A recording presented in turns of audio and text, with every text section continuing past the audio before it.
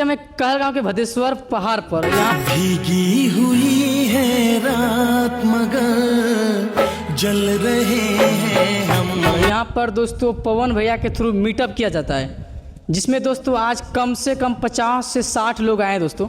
उसमें दोस्तों हमको एक छोटी बच्ची मिली है चढ़ाई है भोला बाबा के जल लगे, जो कि दोस्तों सोशल मीडिया पर डांस वाला वीडियो अपलोड करती है।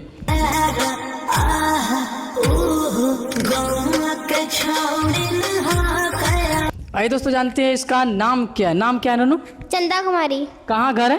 ब्रह्मचारी। अच्छा, आप सोशल मीडिया पर ननू कब से काम कर रही है?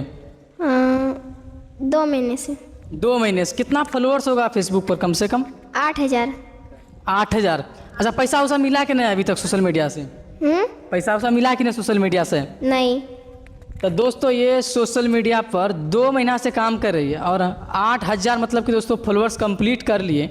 सोचिए दोस्तों, लोग साल लगता है दोस्तों 5,000 फॉलोअर्स पुराने में, पर ये बच्ची दोस्तों सोशल मीडिया पर 2 महीना में 8,000 फॉलोअर्स कंप्लीट किए।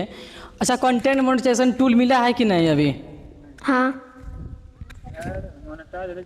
मिल गया है? नहीं।